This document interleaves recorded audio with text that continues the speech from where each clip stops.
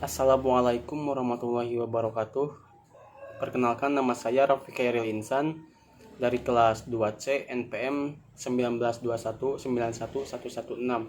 Di sini saya akan mempresentasikan tentang tugas mata kuliah teknik belajar mengajar motorik, yaitu tentang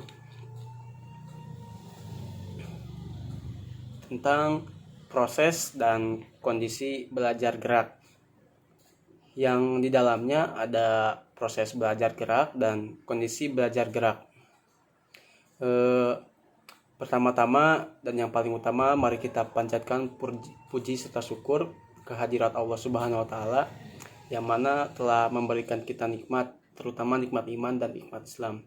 Sholawat serta salam semoga tetap tercurah limpahkan kepada junjungan kita, Nabi besar kita, Habibana wa Nabiyana, Nabi Muhammad SAW, kepada sahabatnya, kepada tabiatnya, semoga diberi syafaat di yaumil akhir, amin ya robbal alamin. Di yang pertama, ada yang dimaksud dengan proses belajar gerak.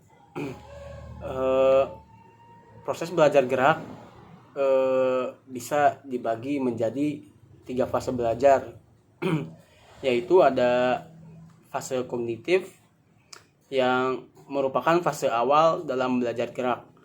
Fase awal ini disebut kognitif karena perkembangan yang menonjol terjadi pada diri pelajar, menjadi tahu tentang gerakan yang dipelajari, sedangkan penguasaan geraknya sendiri masih belum baik karena masih dalam taraf mencoba-coba gerakan.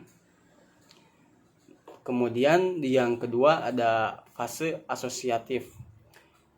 Fase asosiatif ini disebut juga dengan fase menengah, ditandai dengan tingkat penguasaan gerak di mana siswa udah mampu melakukan gerakan-gerakan dalam bentuk rangkaian yang tidak tersendat-sendat pelaksanaannya.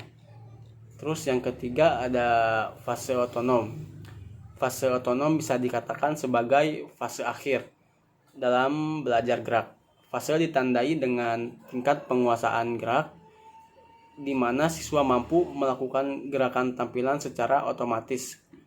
Fase ini dikatakan sebagai fase otonom karena siswa mampu melakukan gerakan keterampilan tanpa terpengaruh, walaupun pada saat melakukan gerakan keterampilan siswa harus memperlihatkan hal-hal lain selain gerakan yang dilakukan.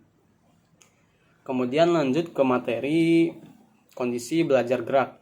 Kondisi belajar gerak merupakan istilah yang digunakan di dalam dunia pendidikan yang mempunyai pengertian tertentu.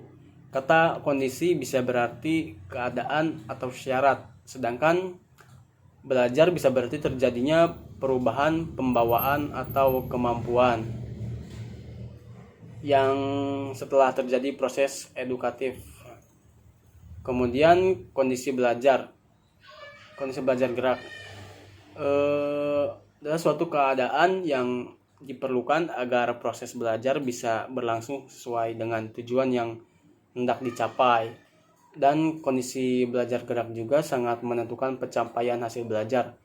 Kondisi belajar gerak yang sesuai dengan keperluannya bisa memberikan kemungkinan pencapaian hasil belajar yang baik. Kemudian ada kondisi belajar harus disesuaikan dengan jenis belajar yang ditangani dalam proses belajar mengajar.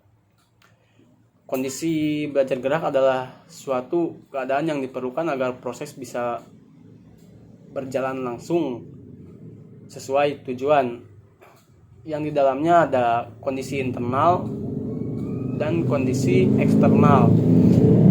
Di dalam kondisi internal ada seperti mengingat-ingat bagian-bagian gerakan, kemudian mengingat urutan rangkaian gerakan, dan kondisi eksternal yaitu sajian instruksi verbal, terus sajian instruktur visual, kegiatan praktek, dan penyampaian umpan balik.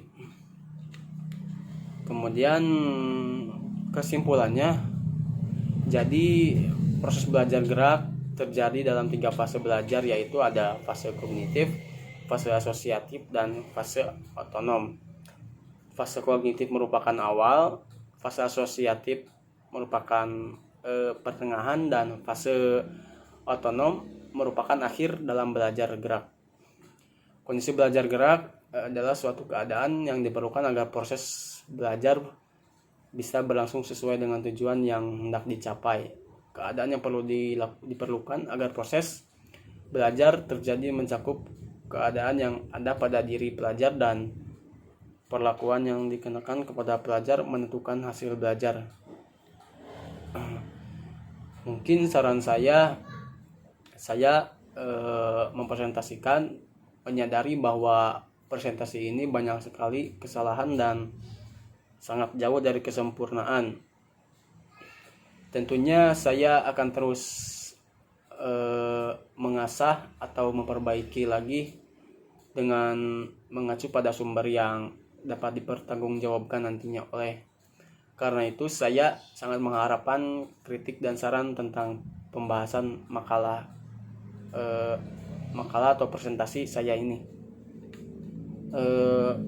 Sekian presentasi dari saya. Billahi taufiq wal hidayah. Wassalamualaikum warahmatullahi wabarakatuh.